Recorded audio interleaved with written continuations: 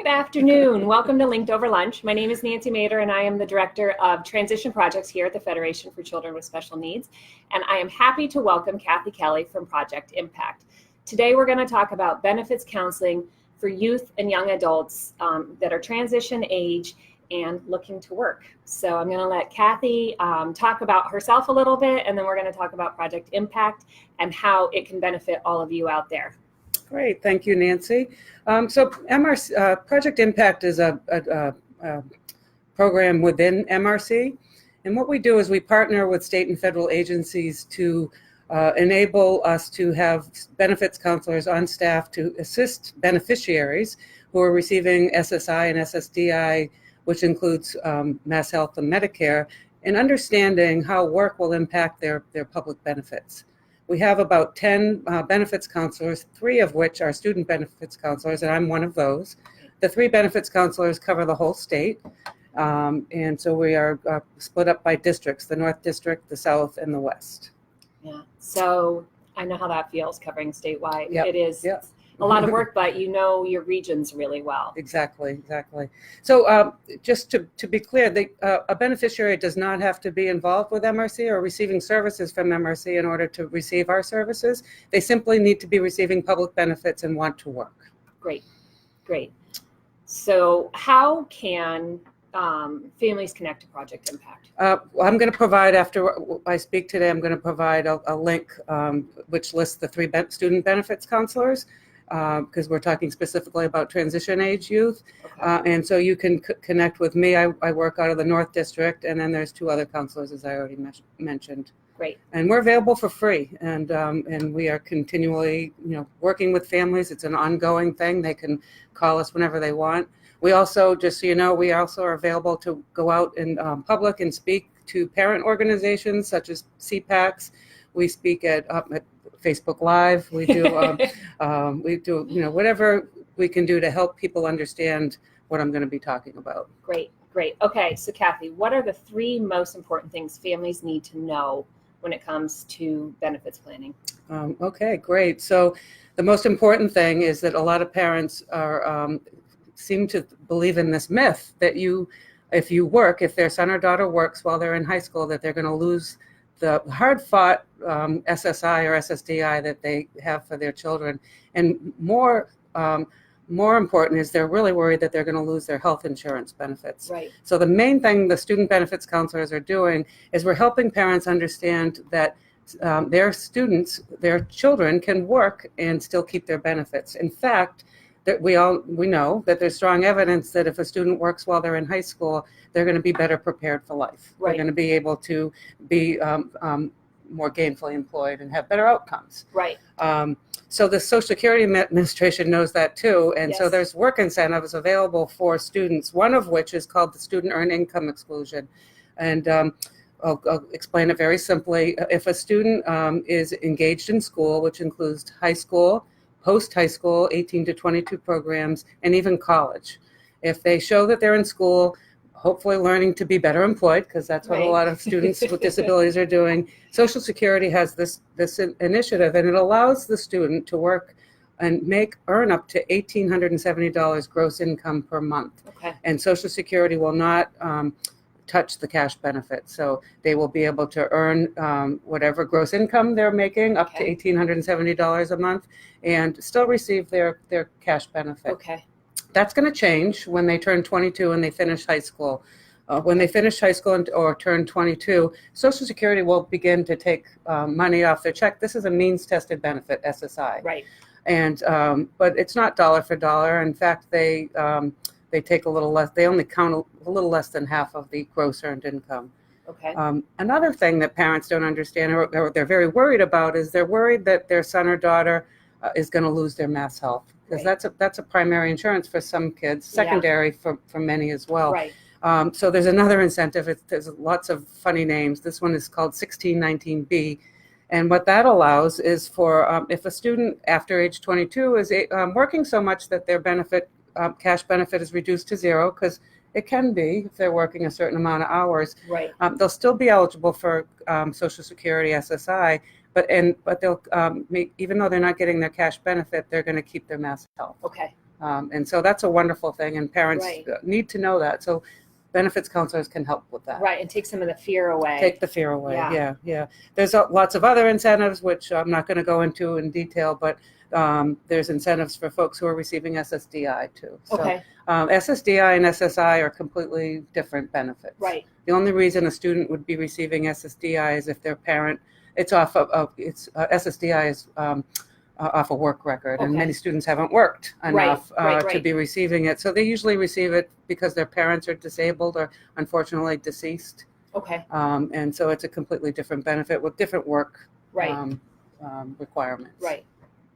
So, Okay. yeah.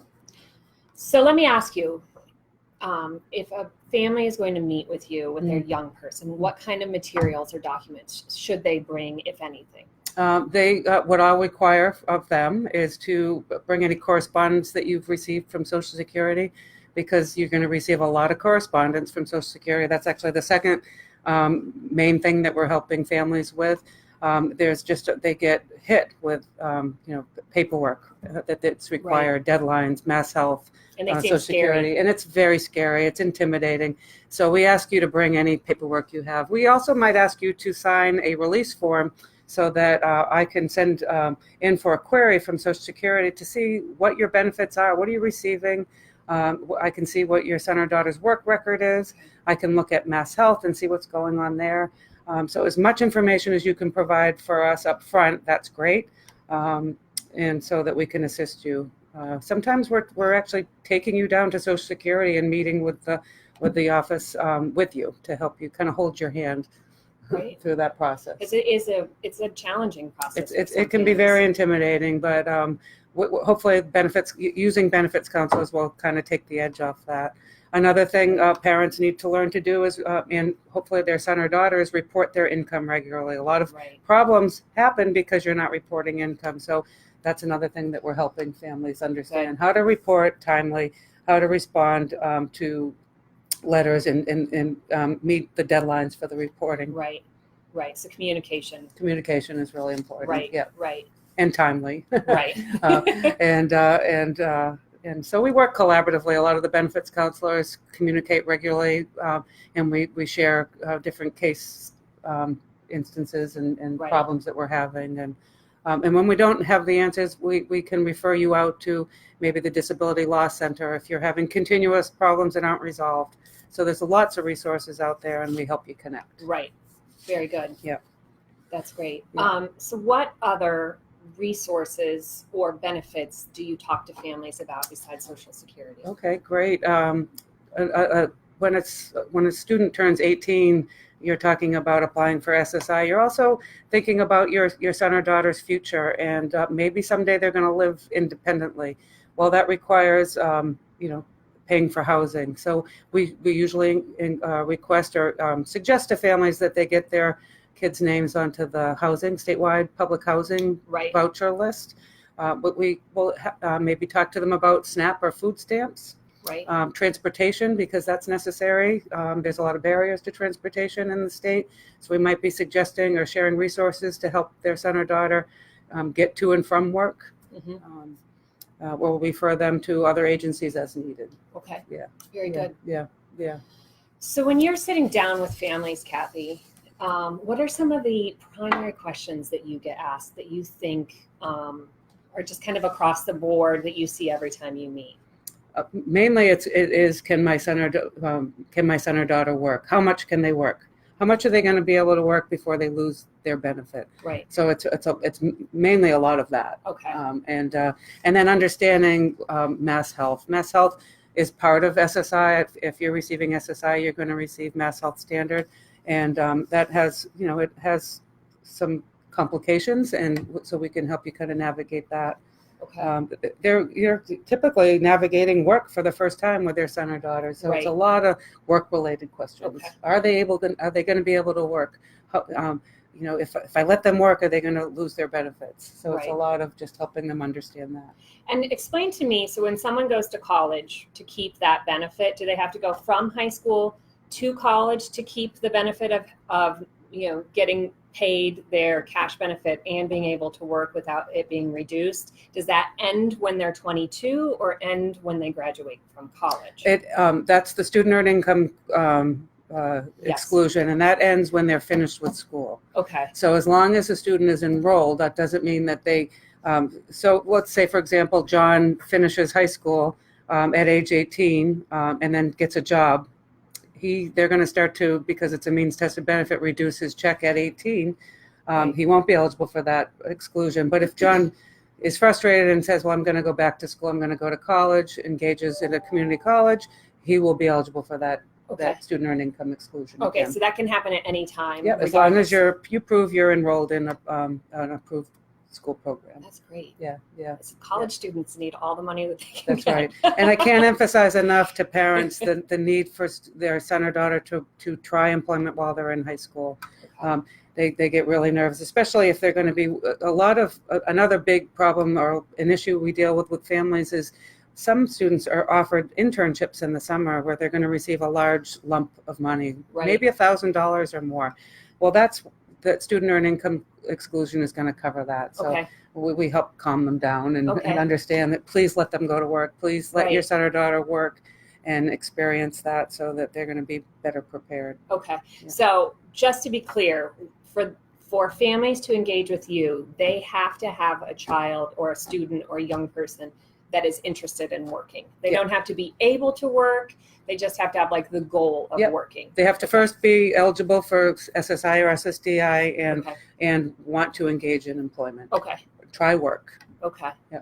And then, so if someone contacts Project Impact, is there a wait time for families to meet with you No, guys? we usually meet with you within a reasonable amount of time. Okay. I typically receive a referral and are talking to them that day or in meeting with them the next week.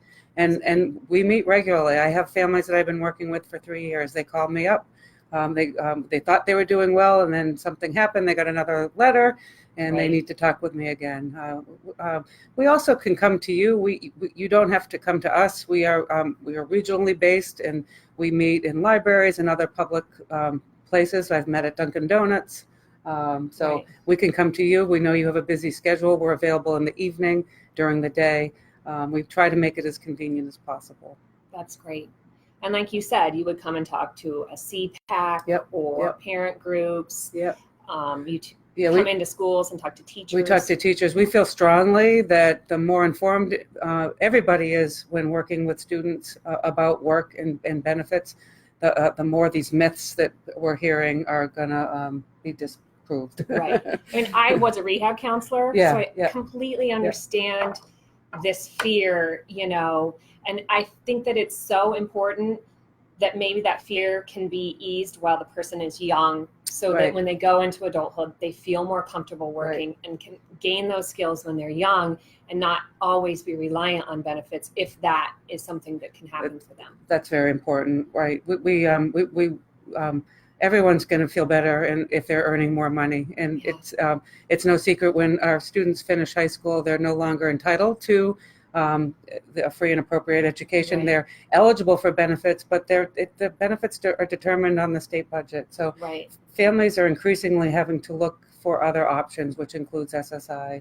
and work, having income from their son or daughter to contribute. And now with ABLE accounts, I know you had Mary on last month, you don't have to be poor and receive SSI. You can have money in an ABLE account. Right. It's just an amazing benefit that's happening right now. Yeah. So it's never been better and for young people to try work. And there's more work opportunities available for them. Right. Yeah.